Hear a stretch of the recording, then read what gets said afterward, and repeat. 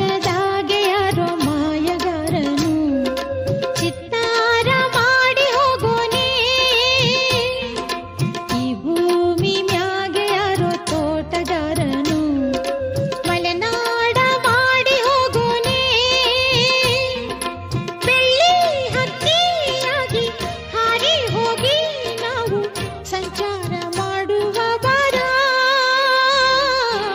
ಆಕಾಶದಾಗೆ ಯಾರೋ